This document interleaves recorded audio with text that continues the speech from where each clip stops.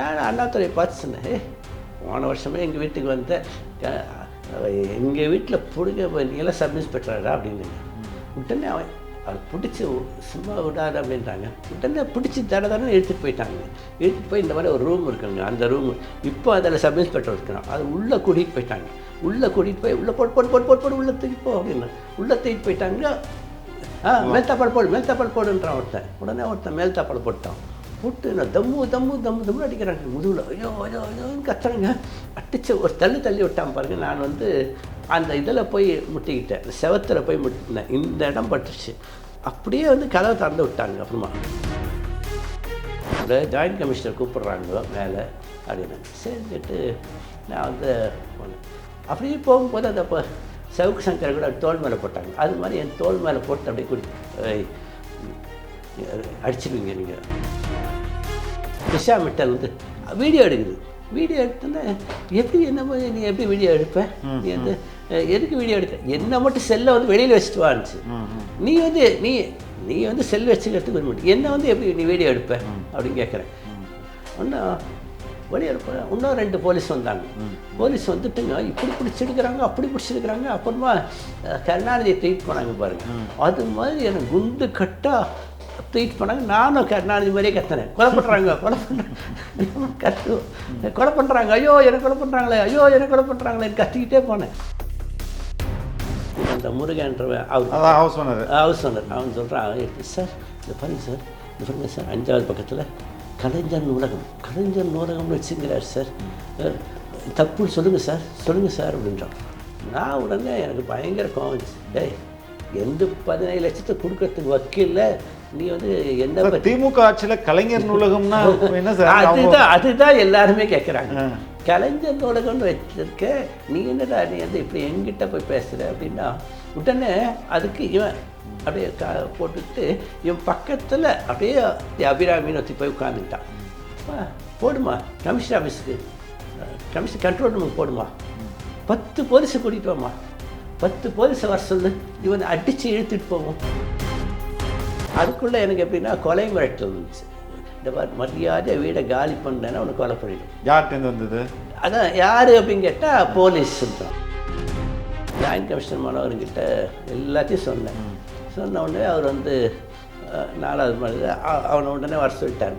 இவனை sub inspector Annadurai வர சொல்லிட்டாரு. அப்புறமா வந்து அங்கே அசிஸ்டன்ட் கமிஷனர் வரதராஜன் வந்தார். அவரை கூப்பிட்டு என்கொயரி போடுங்க அப்படின்ட்டார். 2-3 போலீஸுங்க அந்த பக்கம் இருக்கிறாங்க, எல்லாம் மஃப்டியில் நிற்கிறாங்க. அவனுக்கு வேணும் அப்படின்றான். என் வீட்டை பூட்டிட்டாங்க. அப்போ நீ நடுத்தல் நிற்கிறியா? சரி, உனக்கு இட்லி வேணுமா, தோசை வேணுமா, குழம்பு வேணுமா, சட்னி வேணுமா அப்படின்னு கேட்குறேன். டேய், என்னடா நினச்சிங்க, நான் பிச்சைக்காரனாடா நான். இப்போ நீங்கள் தானே நான் நடுவில் நிற்கிறேன், என் வீட்டெல்லாம் போயிட்டேன், ஏன்டா என்ன அடிச்சிங்கன்னு. ஐயோ நான் அடிக்கலைங்கய்யா அப்படின்னு கேட்டு, நான் அடிக்கலைங்கய்யா. நீ அடிக்கலையா? அப்படின்னா யாரா அடித்தது அப்படின்னா, தெரியலைங்கய்யா அப்படின்னு. இப்போ வந்து எங்கேயா நிற்கிறீங்க, நான் அவனை இட்லி வேணுமா, தோசை வேணுமா, இப்படி என்ன கிண்டல் பண்ணுற மாதிரி பேசுகிறாங்க. இந்த மாதிரி பிரம்மானந்த அசிஸ்டன்ட் கமிஷனர்கிட்ட கொஞ்சம் நீங்கள் பேசி இந்த எஃப்ஐஆரை கொஞ்சம் சீக்கிரம் முடிக்க சொல்லுங்க. நான் கட்ட பஞ்சாயத்து பண்ணுறதுக்கு வந்திருக்கேன் சார். ஒரு அசிங்கமாக ஒரு வார்த்தை சொன்னா சார். ஏய், நீ இவ்வளோ பேசிகிட்டு இருக்கிற, நீங்கள் கிழட்டு வாயில் அவர் சொருவிடுவேன் என்னோட சொல்லிட்டு, டே எம் வாயில் சொருவிடண்டா அப்படின்றான்.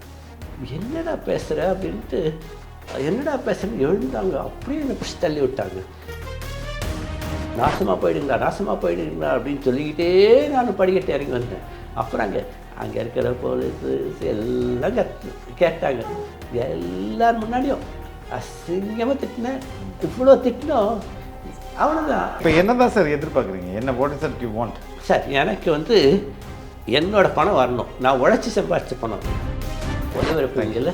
ஏன் கண்டிப்பாக உறுதியாக ஒளிபரப்பு.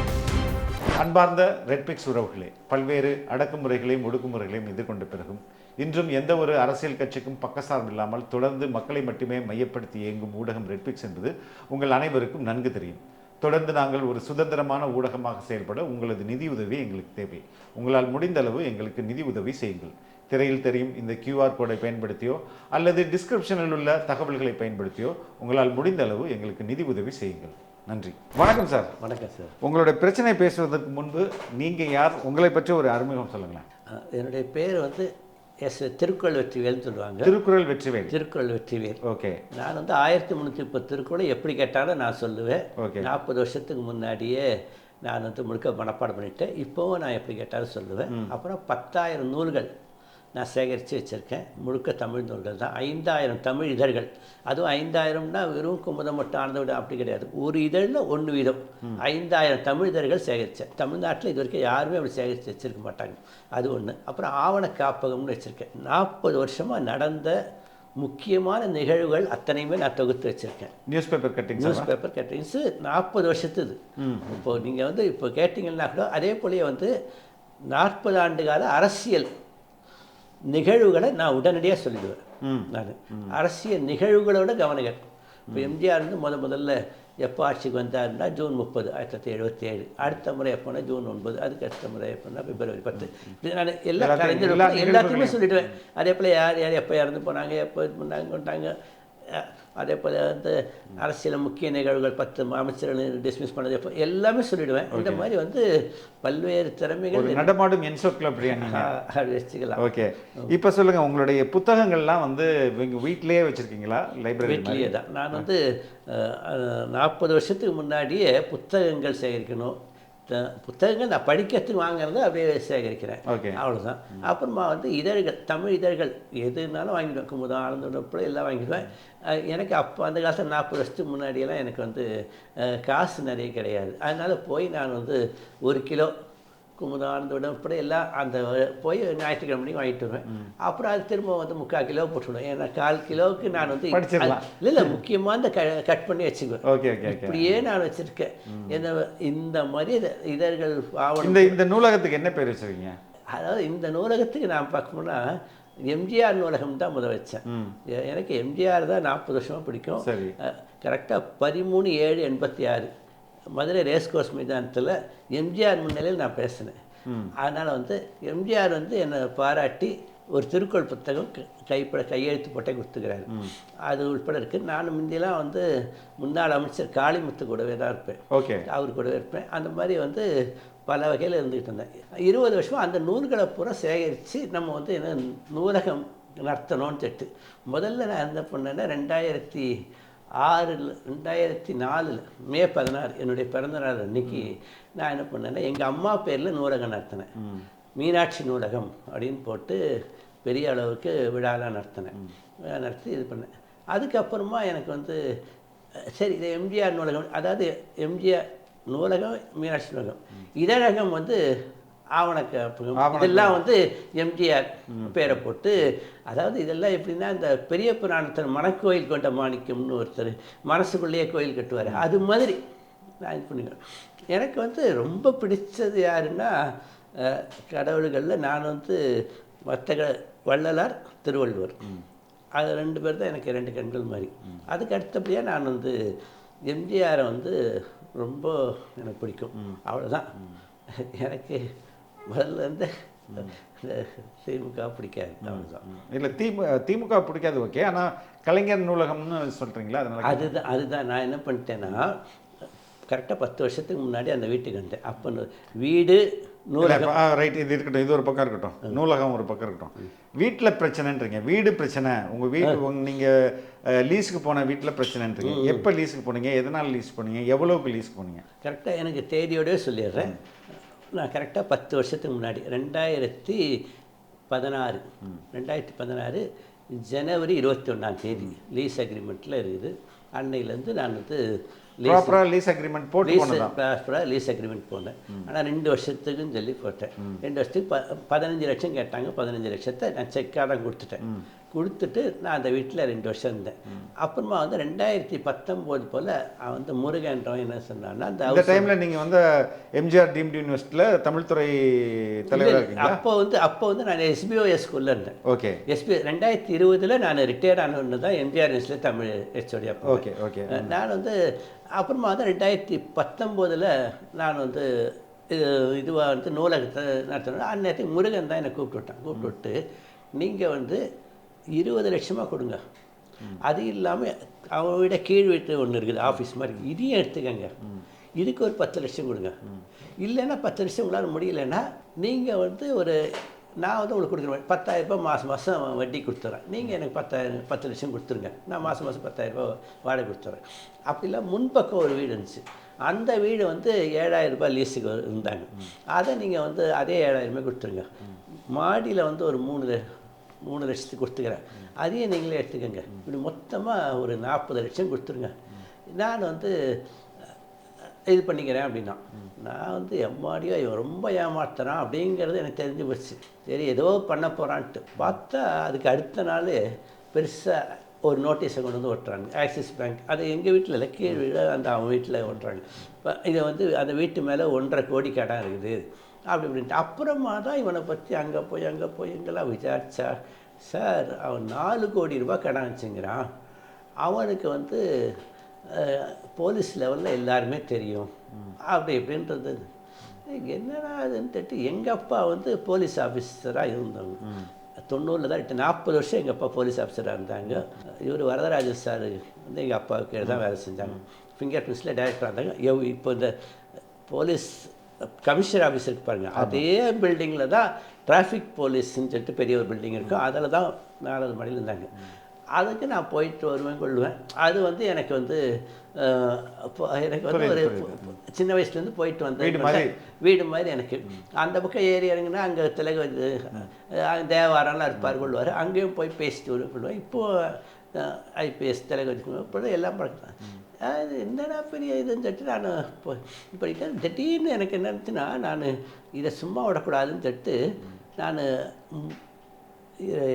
மார்ச் 23, 2023 அன்னைக்கு கமிஷனர் ஆஃபீஸ் போனேன்.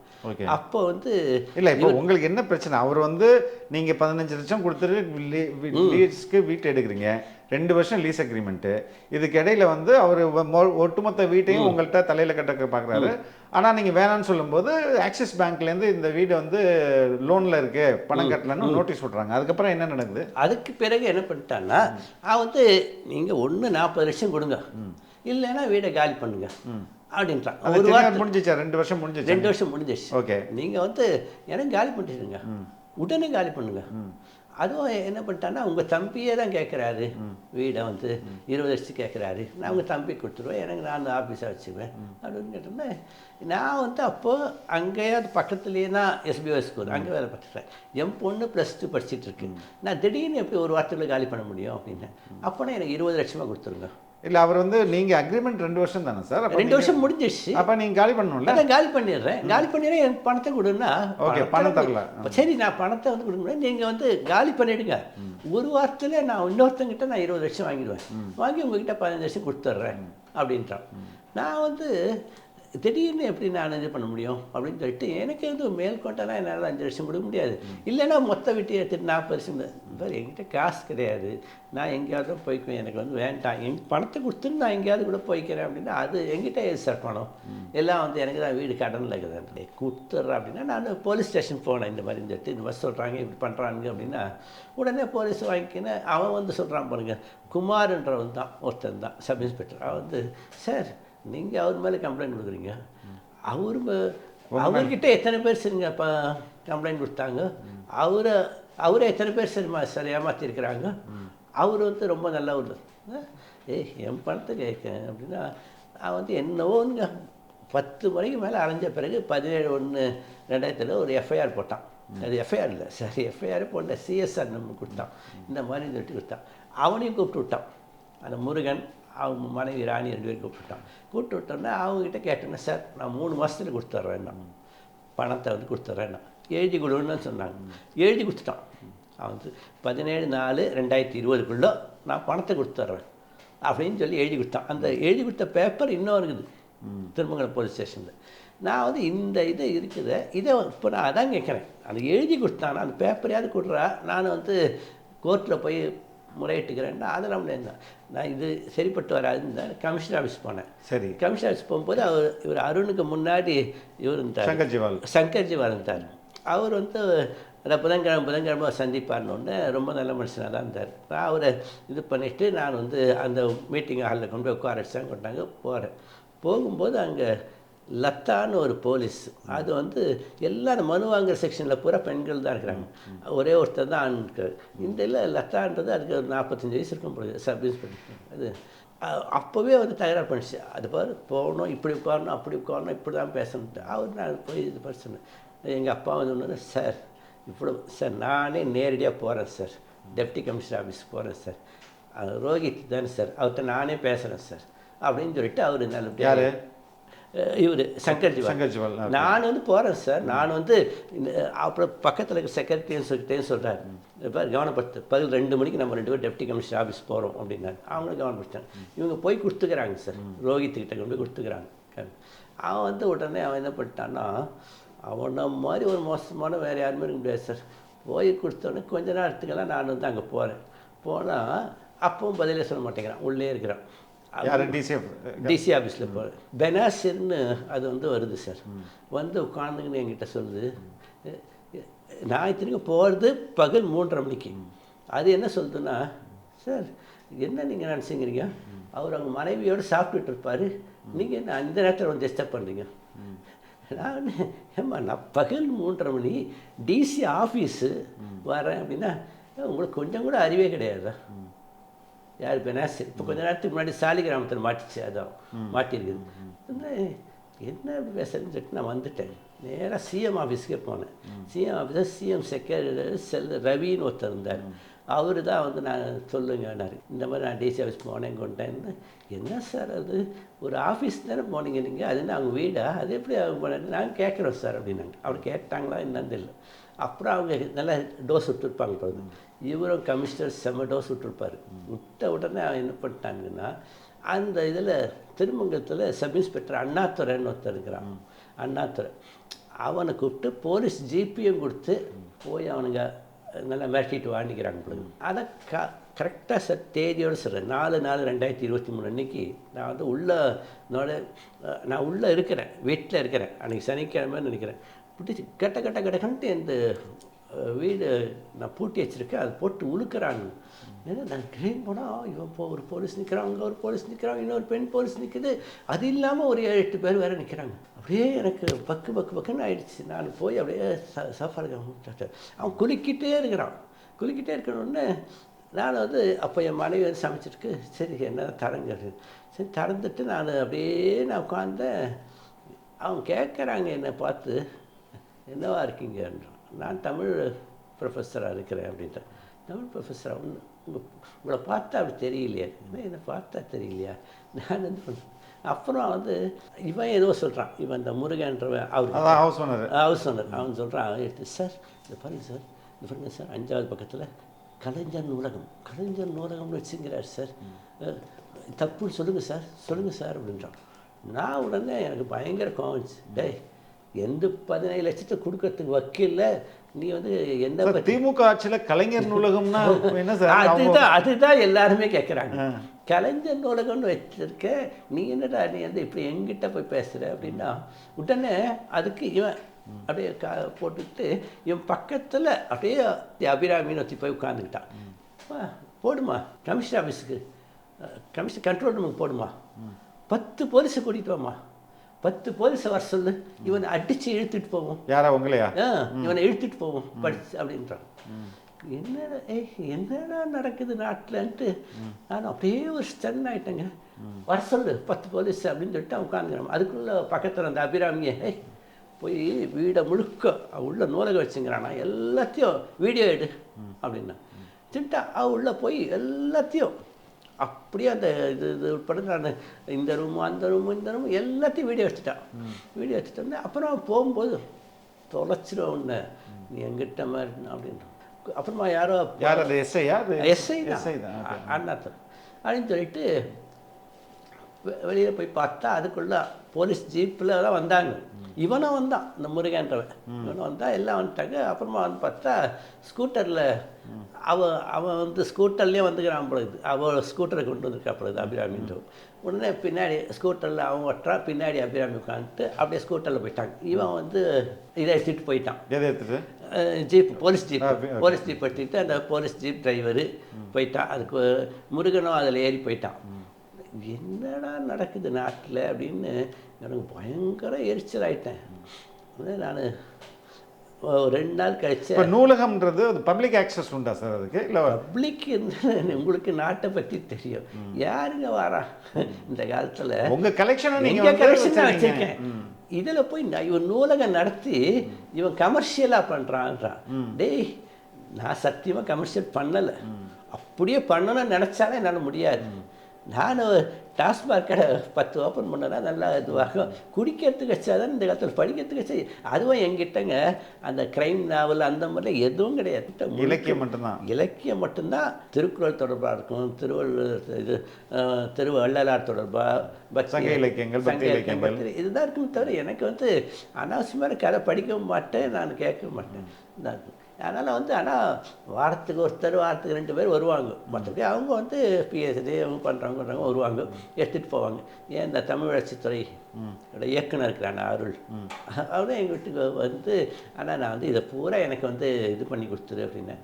இப்போ என் மனைவியும் கேட்டுச்சு, நீ இவ்வளோ பெரிய நூலகம் வச்சு நடத்துகிறேன். என் மனைவி லைப்ரரி படித்து முடித்தாங்க. அதனால் என் மனைவி நான் தான் லைப்ரரியில் முடிச்சுட்டு இருக்கிறேன், எனக்கு ஒரு வேலை போட்டு கொடுத்துருங்க, இதுக்கு ஒரு மாதம் ஒரு 10,000 ரூபாய் கொடுங்க அப்படின்னேன். உடனே அதுக்கு அதே போல் இவருக்கு ஒரு 40 வருஷமாக திருக்குறளுக்காக உழைக்கிறாரு, இவருக்கு திருவள்ளுவர் விருது கொடுங்களேன் அப்படின்னு கேட்டாப்புல.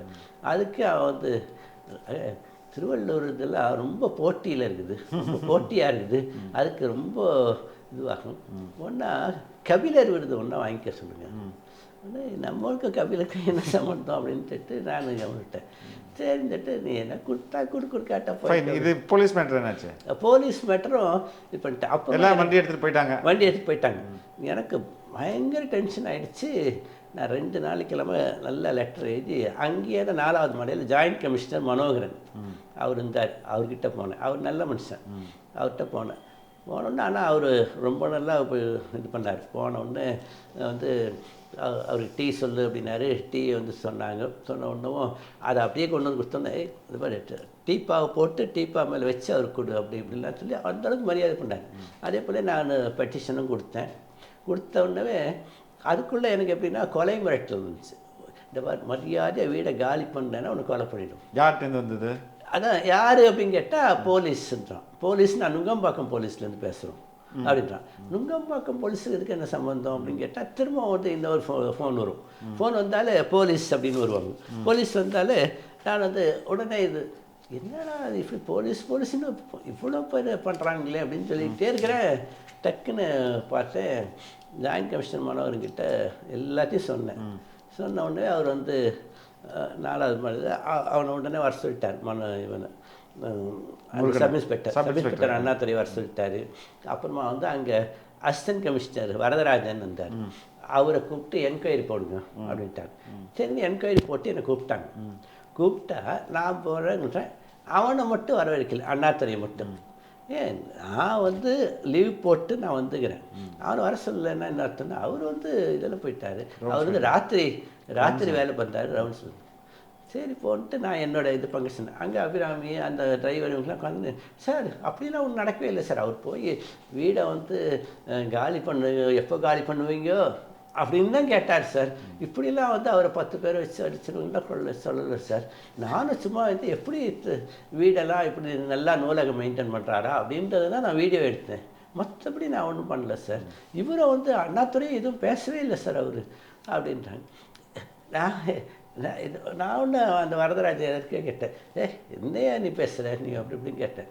கேட்கும்போது அவன் என்ன பண்ணாலும் நான் விசாரணை பண்ணுறதை வீடியோ எடுத்தான். யார்? இவர் வரதராஜன் தான். இன்னொருத்தர் வீடியோ எடு அப்படின்னா ஒன்று வீடியோ எடுத்தாங்க. நான் எல்லாம் கேட்டு விட்டேன் நல்லா வீடியோவில் அவன் பாட்டு பண்ணிட்டு அப்புறம் நான் வந்துட்டோம். இவ்வளோ தூரம் நடக்குதுங்க. இது ஏப்ரல் 24/4/2023 நடக்குது. அப்புறம் கமிஷனர் ஆஃபீஸ் வரேன், கமிஷனர் ஆஃபீஸ் வரேன். ஒன்றுமே கிணத்துல போட்ட கல் மாதிரி இருக்குதுங்க. நான் ரெஜிஸ்டர் போஸ்ட்டில் மட்டும் முதலமைச்சர், சிஎம் சார் உட்பட மாதம் ஒரு ரெஜிஸ்டர் போஸ்ட் அனுப்பேன். உள்துறை செயலாளர் உட்பட எல்லாருக்கும் அனுப்புவேன். இந்த பிரச்சனை ஓயவே மாட்டேங்குது. நான் அப்படியே அதே வீட்டில் தான் இன்னும் இருக்கீங்களா நீங்கள்? அல்ல, அந்த வீட்டில் தான் நான் இருந்தேன். ஒரு 1.5 வருஷத்துக்கு முன்னாடி இருக்கும். சரி, அந்த வீட்டை விட்டு நான் வந்துட்டேன். நான் பாட்டு அதை இது பண்ண எனக்கு மே 27 போன வருஷம் 27 சாயந்தரம் 3:30 மணிக்கு எனக்கு ஃபோன் வருது. யாருன்னா இவன் முருகன் தான் பேசுகிறான். இது பாருங்க, நான் இந்த பக்கம் எதேர்ச்சியா வந்தேன், மாடியில் ஏறேன்னு உங்களது முன்பக்கம் பூட்டை உடஞ்சிருக்குது, உள்பக்கம் இது கதவும் உடஞ்சிருக்குது, பூட்டை உடஞ்சிருக்குது. அப்படியே நான் உள்ளே வந்தேன், நீங்கள் புத்தக கோலு வச்சுருக்கீங்கல்ல, அது புத்தக கோலு வச்சுருந்தேன். அந்த புத்தக கோலு நல்லா தான் இருக்குதுங்க, புத்தக கோலு நல்லா தான் இருக்குது. அப்புறம் உள்ளே போனேன், எல்லா பீரோவும் உடஞ்சிருக்குது, எல்லா லாக்கரும் உடஞ்சிருக்குது. எனக்கு ஒரு மாதிரி ஆயிடுச்சு, என்னடா இது பீரோ உடஞ்சிருக்குது, லாக்கர். எங்கே இருந்தீங்க? நான் வந்து அப்போ வந்து நான் வீடு கூடுவாஞ்சேரியா இருந்தாலும் திங்கக்கிழமை நான் சனி ஞாயிறு கூடுவாஞ்சேரி போயிடுவேன். திங்கக்கிழமை அன்னைக்கு நேராக கூடுவாஞ்சேரியிலேருந்து காலேஜ் வருவேன், டிஸ்ட்ரிக் வருவேன். அப்புறம் காலேஜ் முடிஞ்ச பிறகு நான் நேராக வீட்டுக்கு தான் போவேன், இங்கே அண்ணா வீட்டுக்கு தான் போவேன். என்ன இது கேட்டேன்னா, இந்த பாரு நீ எதுக்கு மேலே போனேன், எப்படி நீ என் வீட்டுக்குள்ளது யார் உடச்சினா சார், உங்களுக்கு போனால் போதும் நான் உதவி செய்கிறேன் சார். என்னடா அதை எடுத்து அப்புறம் எனக்கு வக்கீல் வந்து இருக்கிறாங்க. அவங்க வந்து பருவதவர்த்தினி, அவங்க வீடு அவங்களது பக்கத்தில் தான், எங்கள் காலேஜில் தான் வேலை பார்த்தாங்க. அதனால் இந்த மாதிரி அப்படின்னு, சரி வாங்க சார் காரில் போவோன்னு சரிட்டு காரில் வந்து நான் 4:30 மணிக்கு அங்கே இறங்குற உடனே பார்த்தா வீடு உள்ளே போய் எல்லாத்தையும் டேமேஜ் பண்ணிக்கிறாங்க. டேமேஜ் பண்ணிட்டு வெளியில் வந்து சீல் வச்சுட்டு, அந்த கதவை சீல் வச்சுட்டு, முன்பக்கம் ஸ்டீல் வச்சுட்டு எல்லாம் நிற்கிறாங்க. ரவுடிங்க ஒரு 4-5 பேர். யார் சீல் வச்சது? ஆனால் ஆக்சிஸ் பேங்க் மேலே பழையப்பட்டேன். யாரா சீல் வச்சுருந்தா அந்த பாருங்க, ஆக்சிஸ் பேங்க்கில் கோர்ட் நோட்டீஸ் கொடுத்துட்டாங்க. கோர்ட் நோட்டீஸ் கொடுத்தாங்களா, இருக்கிற எங்கள் வீட்டை மட்டும் சீல் வைக்கிறதுக்கு கொடுத்தாங்களா அப்படின்னு. இந்த கீழ் வீடு இதையே சீல் வைக்கல அப்படின்னு, கீழே வந்து 6 லட்சம் கொடுத்துட்டு இருக்கிறாங்க. அது அப்புறம் நாங்கள் வச்சுக்கோம் சார், அதெல்லாம் நீங்கள் சொல்லாங்க. மேல் வீடு ஏன் சீல் வைக்கல சார், அதெல்லாம் நீங்கள் கேட்கக்கூடாது, உங்கள் வீட்டுக்கு நான் பார்த்தா 4 ரவுடிங்க, 2-3 போலீஸுங்க அந்த பக்கம் இருக்கிறாங்க, எல்லாம் மஃப்டியில் நிற்கிறாங்க. வில்லிவாக்கம் போலீஸ் அவங்களுக்கு என்ன சம்மந்தம், ராஜமங்கலம் போலீஸ்காரங்களுக்கு என்ன சம்மந்தம், எல்லாம் வந்து நிற்கிறாங்க அந்த பக்கம். அப்படியே எல்லாம் ரவுடிங்க மாதிரி, பேட்டை ரவுடிங்க மாதிரி இருக்கிறாங்க. எல்லாம் பார்த்தீங்கன்னா ஒருத்தன் வந்து சஃபாரியெல்லாம் போட்டுக்கிட்டு ஒருத்தன், நீ யார் அப்படின்னு, என்ன போய் அப்படியே பிடிச்சி ஒரு தள்ளுறான். என்ன நான் போய் அப்படியே விழுந்துட்டேன். அது எல்லாத்தையும் எந்த வக்கீல் அவங்க பார்த்துட்டே இருக்கிறாங்க. அவங்ககிட்ட நான் உடனே பார்த்தேன், அப்படியே கொஞ்சம் ஏறி மூளை படிக்கிட்டேன்ட்ட போய் நான் வந்து, ஏய் நீங்களாம் போலீஸ் சடா, நீங்களாம் யார்ரா நீங்களா அப்படின்னு. இந்த பாரு ஏதாவது சொன்னேன் டெப்டி கமிஷனர் ரோஹித்துக்கிட்ட நாங்கள் சொல்லிவிடுவோம். பெரிய டெப்டி கமிஷனர் என்னடா அப்படின்னு சொல்லி கெட்ட வார்த்தையே சொன்னேன். என்னடா பெரிய டெப்டி கமிஷனர்னு சொல்கிறீங்க, என்னடா அது என் வீட்டை பூட்டுறதுக்கு என்னடா அவங்களுக்குலாம் அதிகாரம் இருக்குது அப்படி இப்படின்ற எல்லாம் வீடியோ எடுத்துட்டானுங்க. என்ன வீடியோ எடுத்தோடனே நான் திரும்ப போகிறேன், என்னை பிடிச்சி தள்ளி விட்டாங்க. என்னடா பெரிய இதுன்னு சொல்லிட்டு நான் நேராக அப்படியே வந்து திருமங்கலம் போலீஸ் ஸ்டேஷன் போனேன். திருமங்கலம் போலீஸ் ஸ்டேஷன் போய் நான் அங்கே இன்ஸ்பெக்டர் போய் பார்க்கலான்னு முதல் மாடி ஏறி அப்படி உள்ளே போகிறேங்க. உள்ளே போய் அப்படி நின்றுட்டு எவன்டா அந்நேரத்துக்கு அங்கே அண்ணாத்துறை உட்காந்துட்டு இருந்தான். அண்ணாத்துறை உட்பட 4 போலீஸ், இந்த பக்கம் பாபுன்னு ஒருத்தன், அவனும் நல்லா இருக்கலாம், இன்னும் 2-3 போலீஸுங்க திருமங்கலம் போலீஸ் ஸ்டேஷன் முதல் மாடியில் உட்காந்துக்கிறாங்க. அது இல்லாமல் 4-5 இந்த எவ்வளோ ரவுடிங்க மாதிரி எல்லாம் டிப்டாப்பாக இருந்தாங்க, எவனும் போலீஸ் யூனிஃபார்மே இல்லை. அப்படியே இருக்கணும். அப்படியே பார்த்துட்டு நான் அண்ணாத்துறையை பார்த்து சொன்னேன், போன வருஷமே எங்கள் வீட்டுக்கு வந்த எங்கள் வீட்டில் பிடிக்க நீங்களாம் சப் இன்ஸ்பெக்டரா அப்படின்னுங்க. உடனே அவர் பிடிச்சி சும்மா விடாது அப்படின்றாங்க. உடனே பிடிச்சி தடன்னு இழுத்துட்டு போய் இந்த மாதிரி ஒரு ரூம் இருக்குங்க, அந்த ரூமு இப்போ அதில் சப் இன்ஸ்பெக்டர் இருக்கிறான், அது உள்ளே கூட்டிகிட்டு போயிட்டாங்க. உள்ளே கூட்டிகிட்டு போய் உள்ளே போட்டு உள்ளே தூக்கிப்போ அப்படின்னு உள்ளே தூக்கிட்டு போயிட்டாங்க. மேல்தாப்பால் போடுன்றான் ஒருத்தன். உடனே ஒருத்தன் மேல்தாப்பால் போட்டான். போட்டு நான் தம்மு அடிக்கிறாங்க முதுகில். ஐயோன்னு கத்துறேங்க. உங்கள் ஏஜ் இருக்கும்? எனக்கு 64 வயசு. என்ன போட்டு தும்னு அடிக்கிறாங்க 2 போலீஸு. அடித்தோடனே நான் அப்படியே வந்து அடித்த ஒரு தள்ளி விட்டான் பாருங்க. நான் வந்து அந்த இதில் போய் முட்டிக்கிட்டேன், செவத்தில் போய் முட்டினேன். இந்த இடம் பட்டுச்சு. அப்படியே வந்து கதவை திறந்து விட்டாங்க. அப்புறமா வெளியில் பார்க்குறேன், அங்கே சப் இன்ஸ்பெக்டர் ஒருத்தன் இருக்கிறான். அவன் நல்லா தெரிஞ்சவன், அவன் அங்கே தான் ஒரு வருஷமாக இருக்கிறான். அவன் வந்து இந்த பக்கம் வந்து உன்னை கொலை பண்ணிவிடுவேன் அப்படின்றான். அப்படியே எனக்கு என்ன செய்யறதுன்னு தெரியலைங்க. நான் வந்து அப்படியே வந்து தவந்துக்கிட்டு அப்படியே வந்து படிக்கட்டு இறங்கி ஆட்டோ பிடிச்சி வேகமாக வரேன். வந்து உங்கள் வழக்கறிஞர் வரல ஸ்டேஷன்? என் வழக்கறிஞர் அங்கேயே இருந்தாங்க, வீட்டண்டியே வெளியில் இருந்தாங்க. நான் நேராக வந்து அன்னத்துக்கு என் மனைவியும் வந்துச்சு. இந்த மாதிரி சொன்னோன்னே என் மனைவி வந்து என்னை பார்த்தோன்னே என் மனைவி வந்து என்ன வந்து ஒரு பலார்னு ஒரு அடை கொடுக்குது. எதுக்கு நீ தனியாக போனேன்? நான் உன்னை தனியாக போகாதுன்னு சொன்னேன். உனக்கு எதுக்கு நீ போனேன், எதுக்கு போனேன் அப்படின்னு. இவங்கள பார்த்து அந்த வழக்கறிஞர் பர்வதவர்த்தினிக்கிட்டையும் கொஞ்சம் வாங்க எதுக்கு படிச்சிட்டாங்கன்னா, ஐயோ என் பையன் பொண்ணெல்லாம் இருக்குது, நான் எப்படிங்க நான் வர முடியும் அப்படின்னு சொல்லிட்டு அவங்கள வந்து ஒன்றுமே அவங்க வந்து சார் என் பையன் பொண்ணெல்லாம் விட்டுட்டு வந்துக்கிறேன், நான் போயிட்டு வரேன் சார் விட்டு போயிட்டாங்க. உடனே நான் அப்புறம் போய் இது பண்ணுறேன். எனக்கு அப்படியே வீட்டில் போய் படுத்துக்கிட்டே இருந்தேங்க. வீட்டில் போய் எதுவும் இல்லை. ஆனால் நைட்டு ஒரு 9 மணிக்கு ஒரு ஃபோன் அடித்தேன். ஃபோன் அடித்து என்னடா நினச்சிங்கிறீங்க நீங்கள் என்ன வந்து யாருக்கு ஃபோன் அடிச்சிங்க? Thirumangalam police station. ஓகே. முதல்ல 100 நம்பருக்கு ஃபோன் அடிச்சு அப்புறமா திருமங்கலம் போலீஸ் ஸ்டேஷன் அடிச்சு என்னடா நினச்சிங்கிறீங்க என்ன வந்து இது பண்ணிட்டீங்களா அப்படின்னா அங்கேருந்து ரொம்ப கிண்டலாக ஒருத்தன் பேசுகிறான். என்னடா அவனுக்கு என்னையா அவனுக்கு வேணும் அப்படின்ட்டான். வீட்டை பூட்டிட்டாங்க, அப்போ நீ நடுத்தல் நிற்கிறியா? சரி உனக்கு இட்லி வேணுமா தோசை வேணுமா குழம்பு வேணுமா சட்னி வேணுமா அப்படின்னு கேட்குறேன். டேய் என்னடா நினச்சிங்க, நான் பிச்சைக்காரனாடா நான், இப்போ நீங்கள் தானே நான் நடுவில் நிற்கிறேன், என் வீட்டெல்லாம் பூட்டிட்டேன், ஏன்டா என்ன அடிச்சிங்கன்னு. ஐயோ நான் அடிக்கலைங்கய்யா அப்படின்னு சொல்லிட்டு, நான் அடிக்கலைங்கய்யா அப்படின்னு. நீ அடிக்கலையா அப்படின்னா யாரா அடித்தது அப்படின்னா தெரியலைங்கய்யா அப்படி அப்படின்னா. இப்போ வந்து எங்கேயா நிற்கிறீங்க, நான் அவனா இட்லி வேணுமா தோசை வேணுமா இப்படி என்ன கிண்டல் பண்ணுற மாதிரி பேசுகிறாங்க.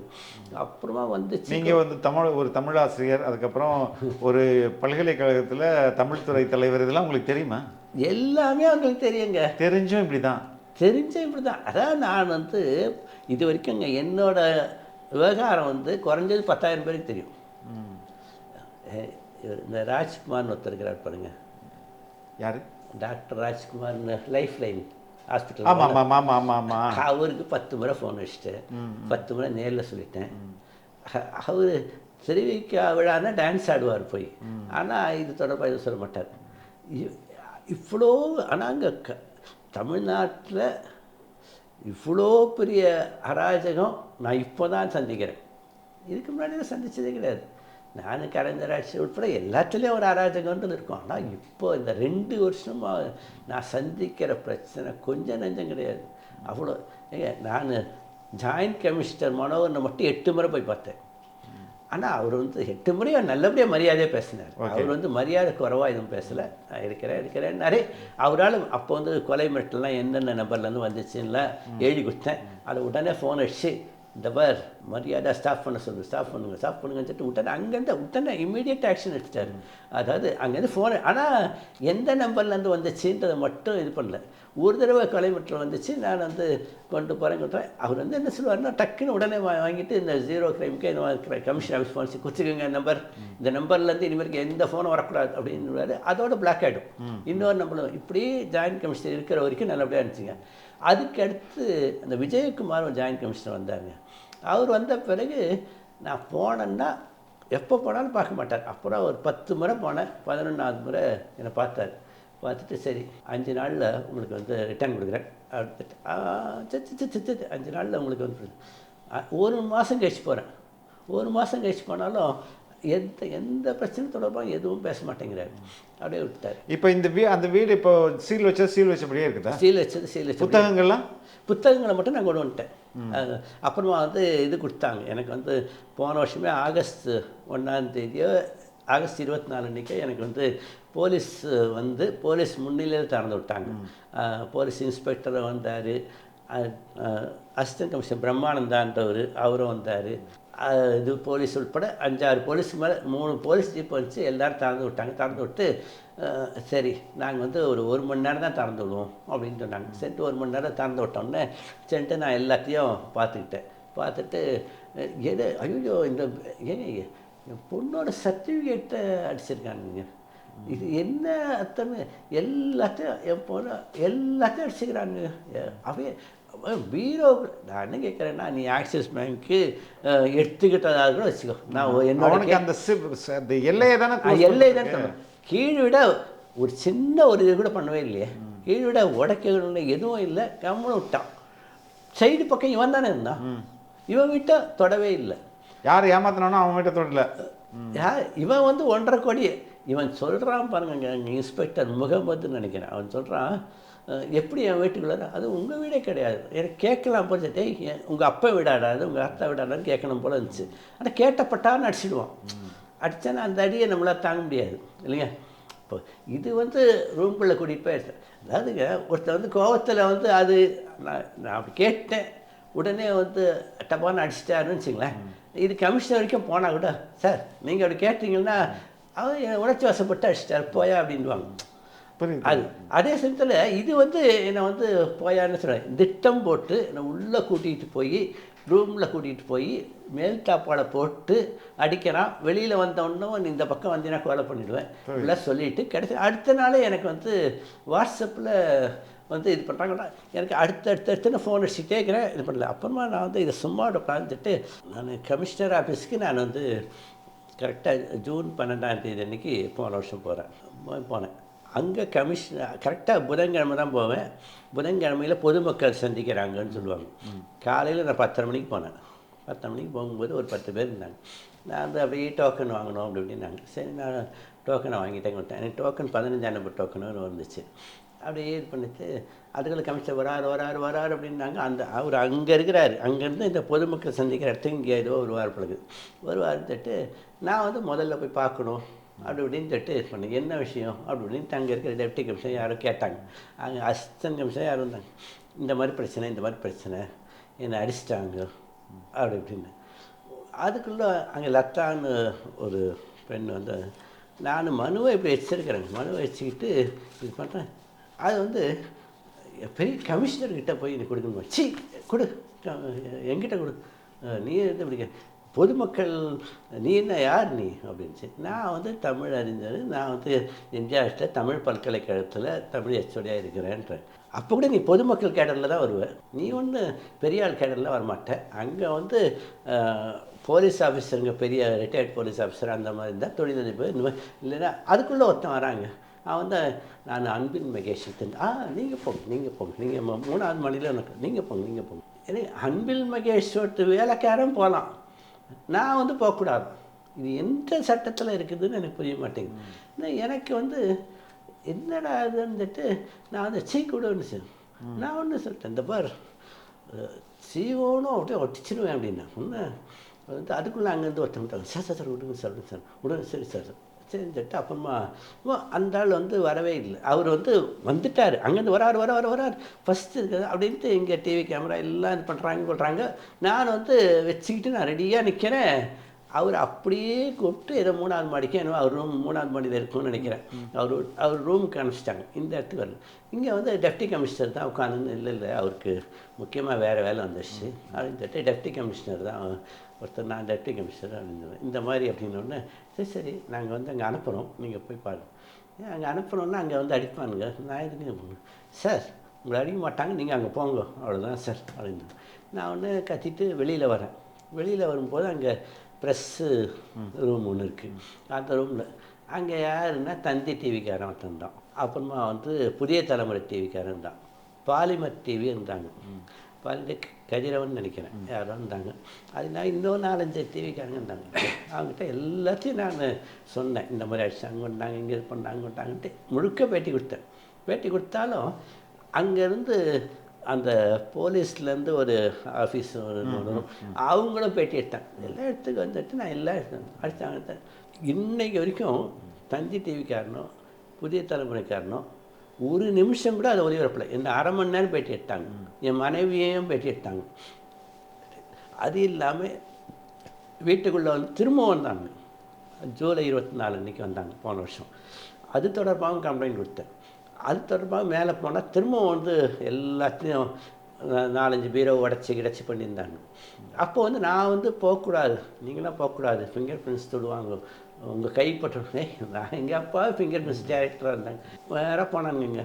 அப்போ அந்த பூபாலன் ஒரு சப் இன்ஸ்பெக்டர் உட்பட எல்லாம் போகக்கூடாது இருக்காருந்தான். என் பொண்ணு அங்கேருந்து வீடியோ எடுத்தா வீடியோ எடுக்காது, இவங்க மட்டும் வீடியோ எடுக்காதுன்றாங்க. மேலே போயிட்டேன். மேலே எல்லாம் இதுவாகிடுச்சு. எல்லாம் இது மட்டும் கொஞ்சம் நேரம் கழித்து சரி நீங்கள் உள்ளே போங்க அப்படின்னாங்க. சரின்ட்டு உள்ளே போனேங்கிட்ட அவர் அப்புறமா எனக்கு திறந்து விட்டாங்க. போன வருஷம் ஆகஸ்ட் மாதத்தில் உங்களுக்கு 2 நாள் தான் டைம். போலீஸில் ரத்தனகுமார் சொன்னார், இந்த மாதிரி 2 நாள் டைம், ஆகஸ்ட் 27க்கு முன்னாடி ஆகஸ்ட் 24 என்ன வந்துச்சு. 2 நாள் தான் டைம். 2 நாளைக்குள்ளே நீங்கள் புக்குங்களெல்லாம் எடுத்துக்கிட்டு போயிடணும். புக்குங்க வீடெல்லாம் இல்லைன்னா நாங்கள் கொண்டு போய் எங்கேயாவது போட்டுடுவோம். கொண்டு போய் ஒரு குடோன் மாதிரி இருக்குது, அதில் கொண்டு போய் போட்டுடுவோம். போட்டோம்னா அப்புறம் நீங்கள் வந்து உங்கள் புக்குங்கெல்லாம் சேர்த்து 50,000 ரூபாய் மாத வாடகை அப்படி நீங்கள் கட்டிக்கிட்டே வரணும். அது கூட கோர்ட்டில் கட்டி நீங்கள் வாங்கிக்கணும். அவ்வளோதான். இதுதான் போயிட்டு வா அப்படின்றான் ரத்தனகுமார்.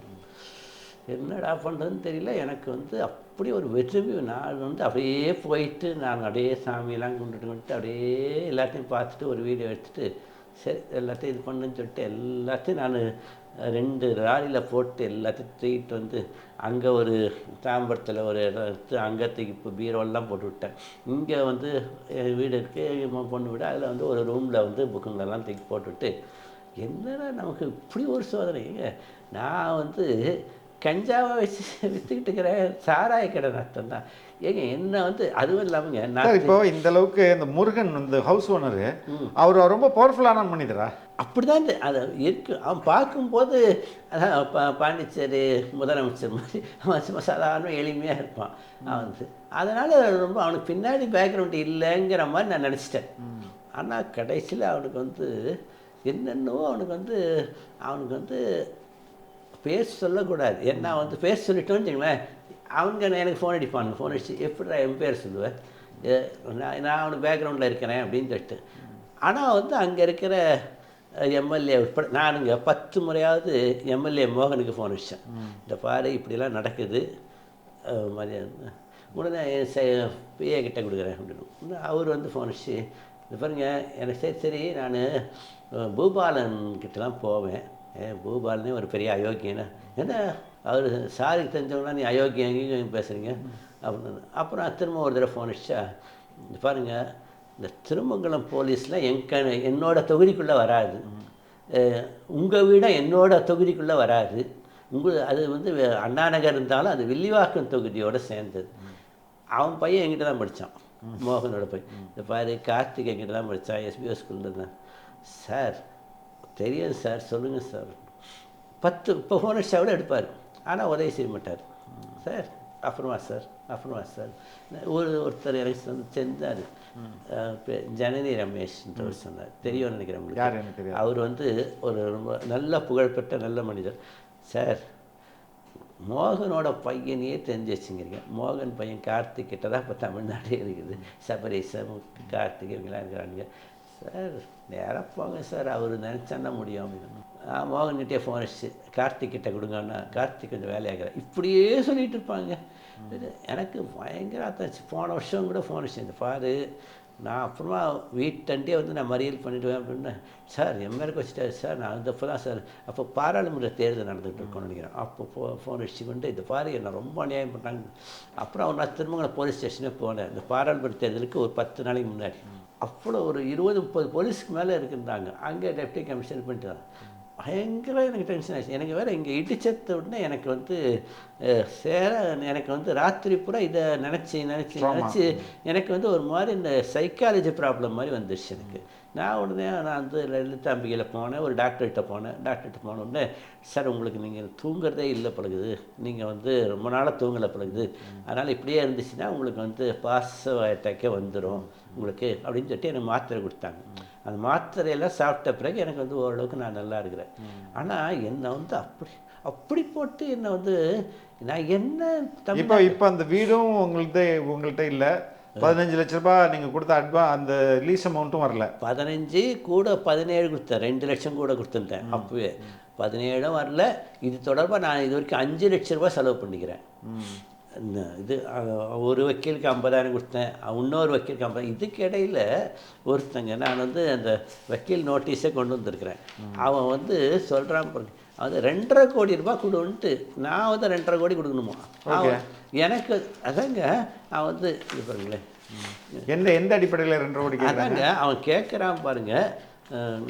அதாவது அறிவிப்பு கேட்ட 15 நாட்களுக்குள் என் கட்சிக்காருக்கு சொந்தமான வீட்டிற்கு ஏற்பட்ட வாடகை பாக்கி அதன் வட்டியுடன் சேர்த்து 11,10,000 வீட்டு பராமரிப்பு மற்றும் மராமத்து செலவு 20,000 எமது கட்சிக்காரருக்கு ஏற்படுத்திய மன உளைச்சலுக்கும் வேதனைக்கும் இழப்பீடாக 50 லட்சமும் இவ்வழக்கறிஞர் அறிவிப்பிற்கான தொகை 5000மும் வீட்டினை விற்பனை செய்ய விடாமல் அறிவிப்பு பலகைகளை வைத்து வீட்டினை 80 லட்சம் வரை மதிப்பிழப்பு செய்ததற்கு சேர்த்து ஆக மொத்தம் 1,61,15,000 எமது கட்சிக்காரரிடமோ எம்மிடமோ செலுத்தி ரசீது பெற்று கொள்ள வேண்டியது என்றும் தவறும் பட்சத்தில் தாங்கள் மீது சிவில் மற்றும் கிரிமினல் நடவடிக்கைகள் மேற்கொள்ளப்படும் என்றும் இதனால் எமது கட்சிக்காரருக்கு ஏற்படும் சகலவிதமான நஷ்டங்களுக்கும் தாங்களே பொறுப்பாக நேரிடும் என்றும் இதன் மூலம் தங்களுக்கு கண்டிப்பாக அறிவிக்கப்படுகிறது. இத்தகவல் தங்களுக்கு வாட்ஸ்அப் செயலி மூலமாகவும் அனுப்பப்படுகிறது. ஆனால் அதே சமயத்தில் இதை வந்து தேனியிலேருந்து அனுப்பிச்சிக்கிறான்னா இது வந்து நகல் வந்து யாருக்கு அனுப்பிச்சிக்கிறான் பாருங்கள்.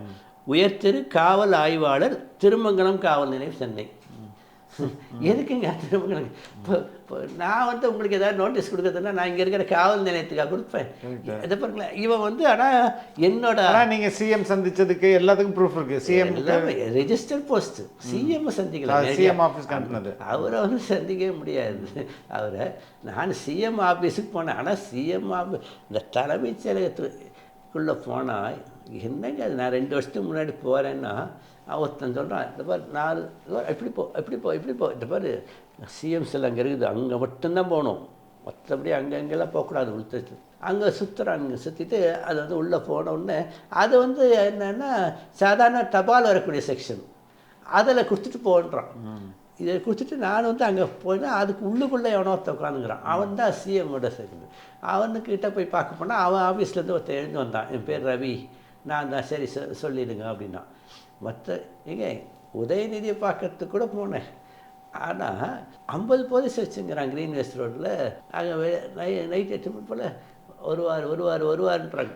அப்புறம் கடைசியில் பார்த்தா 8 மணிக்கு அவர் வருவார். 8 மணிக்கு வருவாரான்னு சரி நான் வந்து அப்பாயின்மெண்ட் கேட்குறதுனா எப்படின்னா, அப்பாயின்மெண்ட் நேரடியாக கேட்க முடியாது சார். நீங்கள் உதயநிதியோட செக்ரட்டரியோட ஒரு அட்டெண்டர் ஒருத்தர் இருப்பானோ, அவன் வந்து எப்பவுமே அந்த அன்னாரி வாரியத்துக்கு எதிர்க்க இருக்குது பாருங்கள், அந்த ஆஃபீஸில் தினமுமே காலையில் 10:30 அன்பகத்தில் 10லேருந்து 12க்குள்ளே இருப்பார்.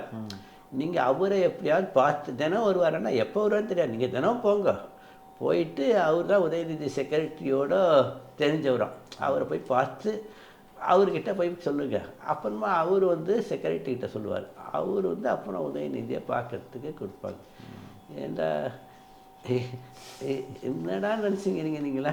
நான் காளிமுத்து கூடவே இருந்துக்கிறேங்க, அமைச்சர் காளிமுத்து கூட இருந்துக்கிறேங்க.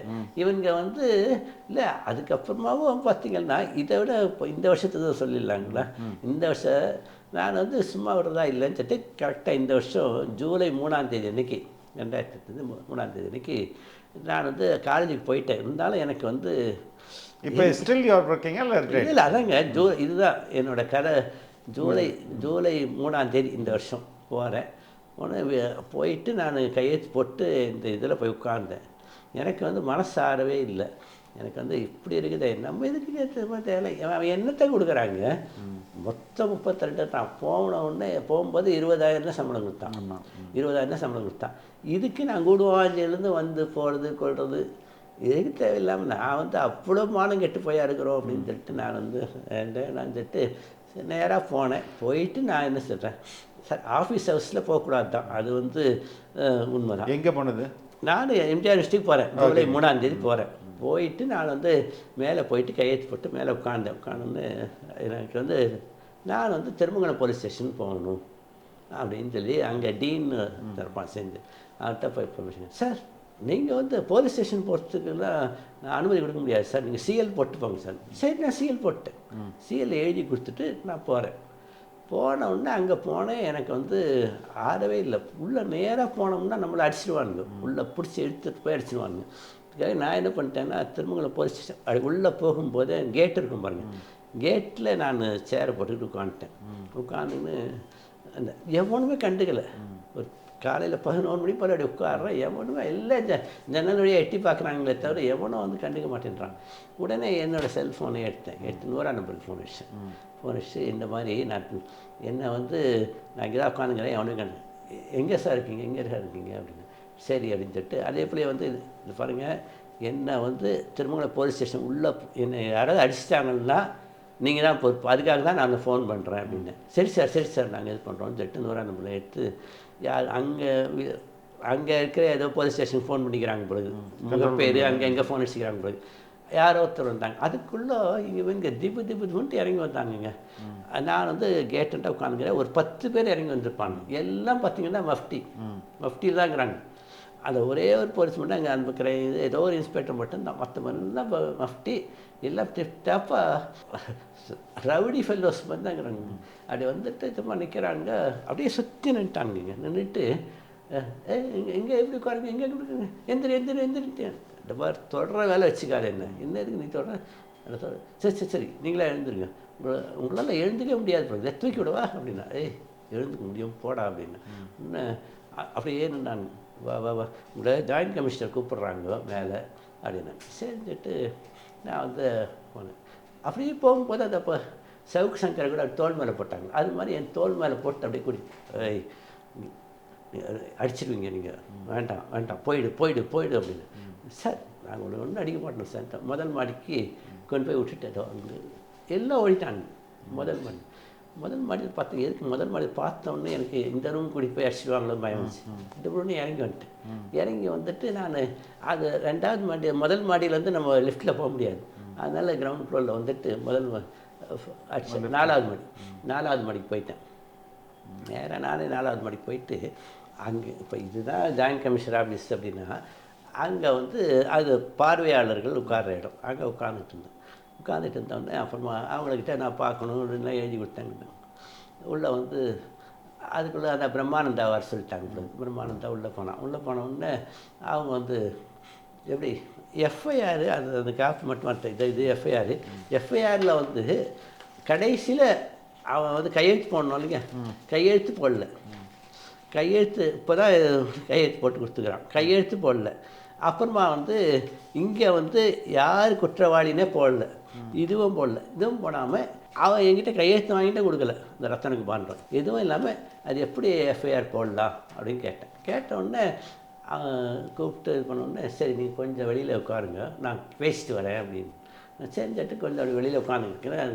பிரம்மானந்தாவை ஹஸ்டிங் மிஸ்டர் கூப்பிட்டு ஆனால் நல்லா டோஸ் விட்டாங்க. அந்தம்மா எப்படி ஒரு நீ அவர்கிட்டயாவது கையெழுத்து வாங்கியிருக்கணும்னு எப்படி நீ கையெழுத்து வாங்கலை, நீ வந்து அது எப்படி வாங்குவேன் அப்படி இப்படின்னு சொல்லிட்டு உன்னால போகிறேன் எனக்கு இது அப்படின்னு ஒரே கட்டினாங்க. நான் ஒன்று சொன்னேன். அப்புறம் இங்கே வந்து வேறு இது பூரா நான் எழுதி கொடுத்ததே இல்லை, நான் இன்னொருத்தவங்க எழுதி கொடுத்ததை பற்றி நான் வந்து இது வரைக்கும் 10 ரெஜிஸ்டர் போஸ்ட் அதை அனுப்பிச்சுக்க நேர்லேயே கொண்டு வந்து கொடுத்தேன். அதை வச்சு எஃப்ஐஆர் போடாமல் இது பண்ணியிருக்காங்க அப்படி அப்படின்னு சொன்னேன். சரி நான் வந்து இது பண்ணுறேன், என்கொயரி பண்ணுறேன். நான் வந்து அது இப்படி தான் நீங்கள் பேச முடியும். பேசுனா எப்படி நீ கையை நீட்டி பேசுகிற? ஒரு ஐபிஎஸ் ஆஃபீஸர்கிட்ட கையை நீட்டி பேசக்கூடாதா? கையை மடக்க இப்படியே நின்று பேசு. நான் எல்கேஜி குழந்தையான்னு கேட்டேன். இது கையை நீட்டாத, கையை கட்டிட்டு பேசு. என்கிட்ட இப்படியே எனக்கு பழக்கங்க. இப்போ உங்ககிட்ட கூட கையை நீட்டி பேசுறது என் பழக்கம் அப்படின்னு. என்ன பழக்கம் உங்களுக்கு? நீங்கள் என்னவா இருக்கீங்க? உங்களுக்கு தமிழ் ஹெச்ஓடியாக இருந்தால் ஒரு மேனஸ் இல்லையா? ஒரு ஐபிஎஸ் அதிகாரிகிட்ட இப்படியா பேசுறது? கை கட்டுங்க முதல். கை கட்டிக்கிட்டுனா நான் பேச முடியாது.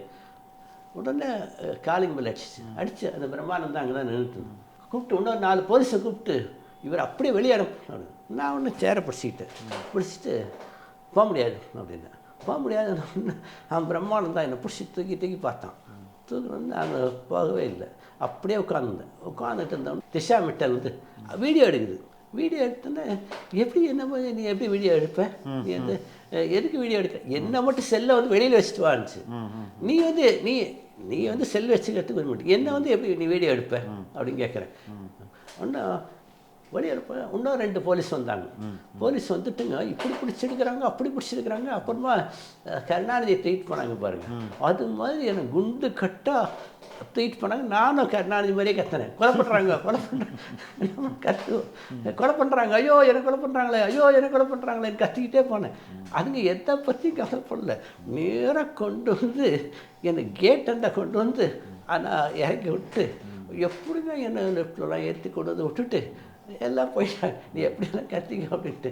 எனக்கும் கத்தி எனக்கு ஒரு மாதிரி டயர்டாகிட்டேன். இந்த வயசில் என் மனைவிக்கிட்ட போய் சொன்னாலும் இது எதுக்கு உங்களுக்கு அவமானமா இல்லையா கேவலமா இல்லையான்றப்ப அதாவதுங்க நான் சார் நீங்கள் இப்போ என்னதான் சார் எதிர்பார்க்குறீங்க? என்ன what is that you want? Sir எனக்கு வந்து என்னோட பணம் வரணும். நான் உழைச்சி சம்பாதிச்ச பணம். இதுவும் எனக்கு பிஎஃப் இது கொடுத்தது வருங்கால வைப்பு நிதி. வருங்கால வைப்பு நிதியை படுபாவிங்க இவங்க வாங்கிக்கின்னு இவங்க சாப்பிட்றாங்க இவங்க பூரா. அது ஒன்று. இன்னொன்று சத்தியமாக அவங்கள பூரா இன்னொரு முக்கியமான செய்தி ஒன்று சொல்லிடுங்களா? இப்போ போன மாதம் நவம்பர் மாதம் 8ஆம் தேதி நான் வந்து டெப்டி கமிஷனர் ஆஃபீஸுக்கு போகிறேன். அங்கே உதயகுமார் இருந்தார். உதயகுமார் அதுக்கு முன்னாடி அவரை வந்து ஒரு மாதத்துக்கு முன்னாடி போனேன். இல்லை நான் எல்லாத்தையும் கொடுங்கன்னார். எல்லா பேப்பரையும் கொடுத்துட்டு வந்தேன். எல்லா பேப்பரையும் சரி நான் வந்து ஒரு வாரத்தில் பேச சொல்கிறேன், நடவடிக்கை எடுப்பாங்கண்ணே. ஒரு வாரம் இல்லை, நான் 20 நாள் பொறுத்துக்கிட்டுன்ட்டேன். 20 நாள் பொறுத்துட்டு திரும்பவும் போனேன். போனால் வந்து அங்கே வந்து ஜெயப்பிரகாஷ்னு ஒரு சப் இன்ஸ்பெக்டர், அவன் தான் வந்து அவரோட செக்யூரிட்டி பண்ணணும். அவன் வந்துட்டு அவன் பாட்டு டக்குன்னு என்கிட்ட பார்த்து என்ன அப்படின்றா, இது யார் அப்படின்னா, இது என்ன இது வந்து ஒருத்தவங்க வந்து இது பண்ணாங்க கொண்டாங்க அப்படின்னு சொல்கிறேன். சரி வா அங்கே போவோம் அப்படின்னு சொல்லிட்டு டெப்டி கமிஷனர் ஆஃபீஸ் ரூம் கூட்டிகிட்டு போயிட்டான். டெப்டி கமிஷனர் உட்காந்துங்கிறார். அவருக்கு எதற்க நான் போய் உட்கார்ந்த உடனே இவன் வந்து ஏதோ சொல்கிறான். இவன் பக்கத்தில் தான் நிற்கிறான். அவன் இது வரைக்கும் இங்கே நான் எத்தனையோ அதுக்கு முன்னாடி ஸ்நேகப்பிரியாகிட்ட 10 முறை போயிருக்கேன். டீசெண்டாக நடத்துவாங்க, அவங்க டீசெண்டாக பேசுவாங்க கொள்ளுவாங்க. ஸ்நேகப்பிரியா மனோகரன் சார் டீசெண்டாக பேசுவார் கொள்வார். விஜயகுமார் பேசவே மாட்டாருனாலும் அவர் வந்து அப்படியே இது பண்ணுவார் கொள்வார். என்ன சார் அது சார் சத்தியமாக அவர் வந்து ஐபிஎஸ் ஆஃபீஸரான்னு எனக்கு சந்தேகமாக இருக்குது சார். தினமும் டிஷர்ட் போட்டுக்கிட்டு வர்றாரு சார். டிஷர்ட்டை போட்டுக்கிட்டு வந்துட்டு ஏறத்தாழ சொல்கிறது இந்த துணை முதல்வர் உதயநிதியோட தம்பி மறைக்கிறார் சார். ஒரு 30 வயசு வந்துட்டு அவங்க ஆட்டு வந்து உட்காந்துன்னு சரி பேசுகிற பேச்சே பாருங்களேன். நான் வந்து இது பண்ணுன்னா என்னென்ன கட்டிட்டு வந்தீங்க, என்ன நான் செய்யணும் அப்படின்னு. இந்த மாதிரி பிரம்மானந்த அசிஸ்டன்ட் கமிஷனர்கிட்ட கொஞ்சம் நீங்கள் பேசி இந்த எஃப்ஐஆரை கொஞ்சம் சீக்கிரம் முடிக்க சொல்லுங்கள். நான் கட்ட பஞ்சாயத்து பண்ணுறதுக்கு வந்திருக்கேன். என்ன சார் அது பேசுகிறீங்க? கட்ட பஞ்சாயத்து பண்ணுறதுக்கு வந்திருக்கேன் கேட்குறீங்க சார். நான் அசிஸ்டன்ட் கமிஷனர்கிட்ட போய் பேசுங்கன்னு தானே சார் சொல்கிறேன். உங்களை யாராவது ஊரில் இருக்கிற ரவுடிங்கிட்ட பேசுங்க சார் சொல்கிறேன். அதெல்லாம் பேச முடியாது. அது அப்படின்னா நான் வந்து இது தானே சார் சொல்கிறேன். இது எப்படி சார் எப்போ சார் நீங்கள் நடவடிக்கை எடுப்பீங்க? நீங்கள் திருமணம் போலீஸ் ஸ்டேஷன் உங்களுக்கு நான் நினச்சி வேலைக்கான என்ன சொன்னேன் சார். என்ன சார் பேசுகிறீங்க இப்படி அப்படின்றாங்க. அதுக்குள்ளே பக்கத்தில் இவன் ஜெயப்பிரகாஷன் தான் சார். ஜெயப்பிரகாஷன் சார் ஒரு அசிங்கமாக ஒரு வார்த்தை சார் நான் சொல்லாமல் சார் ஏய் நீ இவ்வளோ பேசிகிட்டு இருக்கிற நீங்கள் கிழட்டு வாயில் அவர் சொருவிட நீ என்னோட சொல்லிட்டு டே வாயில் சொருவிடண்டா அப்படின்றான். என்னடா பேசுகிற அப்படின்ட்டு என்னடா பேசுகிறேன்னு எழுந்தாங்க. அப்படியே என்னை பிடிச்சி தள்ளி விட்டாங்க. இவன் ஓடிட்டான். யார்? Assistant commissioner deputy commissioner Udayakumar டக்குன்னு எழுந்து எப்படியாவது நீங்கள் அடிச்சுட்டு போங்க அப்படின்னு சொல்லிட்டு வெளியில் எழுந்து ஓடுறாங்க. இவன் உடனே இவர் மேலே எஃப்ஐஆர் போடுறா, வாங்கடா இவர் அடிச்சு எஃப்ஐஆர் போடுறான்னு நடிக்கிறான். அப்படியே பிடிச்சி தள்ளி விட்டோன்னே என்னடா நினச்சிக்கிறீங்கன்னு உடனே இவர் மேலே எஃப்ஐஆர் போடு. அதுக்குள்ள இன்னும் 2-3 போலீஸ்காரங்க வந்துட்டாங்க. வந்துட்ட உடனே என்னை பிடிச்சி நான் வெளியில் அப்படியே பிடிச்சி எடுத்துகிட்டு வந்து வெளியில் கொண்டு வந்து விட்டாங்க. நான் படிக்கட்டு இறங்கிட்டேன். நான் சும்மா இல்லை, கண்ணாவின்னு திட்டினேன். ஆனால் கண்ணாவினா கெட்ட வார்த்தை திட்டுறேன். டேய் நீங்களாம் நாசமாக தானே பண்ணி உங்கள் குடும்பமே நல்லா இருக்காதுடா. நீங்கள் எல்லாம் டே உங்கள் குடும்பத்தையே புத்துநோய் வரட்டா, நாசமாக போயிடுங்கடா அப்படின்னு சொல்லிக்கிட்டே நான் படிக்கட்டு இறங்கி வந்தேன். அப்புறம் அங்கே இருக்கிற போலீஸ் எல்லாம் கேட்டாங்க. எல்லார் முன்னாடியும் அசிங்கமாக திட்டினேன். இவ்வளோ திட்டினோம், அவ்வளோதான். எல்லாமே பண்ணுறாங்க. என்ன சார் அர்த்தம்? இது வந்து எனக்கு வந்து இன்றைக்கி புதன்கிழமை இல்லை சார். இன்றைக்கி நான் வந்து நேராக கமிஷனர் ஆஃபீஸ்லேயே போகலான்னு இருந்தேன். கமிஷனர் ஆஃபீஸில் போயிட்டு வெளியே வாடா நாய் அப்படின்னு சொல்லிட்டு சொல்லிடலாம் போல இருந்துச்சு. என்ன சார் அது? பொறுமைக்கு ஒரு எல்லை வேணாமா சார்? சார் என்ன சார் அர்த்தம்? இவ்வளோ அயோக்கியத்தனம் பண்ணுறாங்க, அராஜகம் பண்ணுறாங்க நாட்டில். வந்து இதுதானே சார். இது வந்து நான் என்ன சொல்கிறேன்னா, நீ போலீஸு அராஜகம் அப்படின்னா நீ அதுதான் எல்லாருமே கேட்குறாங்க. நீ வந்து சார் என்ன சார் இது உங்களுக்கு புரியுது சார், எனக்கு ரொம்ப புரியுது. உங்களுடைய வலியும் வேதனையும் ரொம்ப எனக்கு உண்மையிலே புரிஞ்சுக்க முடியுது. அன்பார்ந்த ரெட்பிக்ஸ் உறவுகளே, பல்வேறு அடக்குமுறைகளையும் ஒடுக்குமுறைகளையும் எதிர்கொண்ட பிறகும் இன்றும் எந்த ஒரு அரசியல் கட்சிக்கும் பக்கசார்பு இல்லாமல் தொடர்ந்து மக்களை மட்டுமே மையப்படுத்தி இயங்கும் ஊடகம் ரெட்பிக்ஸ் என்பது உங்கள் அனைவருக்கும் நன்கு தெரியும். தொடர்ந்து நாங்கள் ஒரு சுதந்திரமான ஊடகமாக செயல்பட உங்களது நிதி உதவி எங்களுக்கு தேவை. உங்களால் முடிந்த அளவு எங்களுக்கு நிதி உதவி செய்யுங்கள். திரையில் தெரியும் இந்த கியூஆர் கோடை பயன்படுத்தியோ அல்லது டிஸ்கிரிப்ஷனில் உள்ள தகவல்களை பயன்படுத்தியோ உங்களால் முடிந்த அளவு எங்களுக்கு நிதி உதவி செய்யுங்கள். நன்றி. பார்ப்போம் சார், உங்களுடைய பகுதி, உங்களுடைய தரப்பில் நியாயம் இருக்குன்னு நம்புகிறேன். நிச்சயமாக நீதி வெல்லும், உங்களுக்கு நீதி கிடைக்கும்னு நான் நம்புகிறேன் சார். ரொம்ப ரொம்ப நன்றி. ஏன் கண்டிப்பாக உறுதியாக ஒழுங்கி வைப்போம், எந்த தயக்கமும் வேணாம். ரொம்ப ரொம்ப நன்றி சார். நன்றி.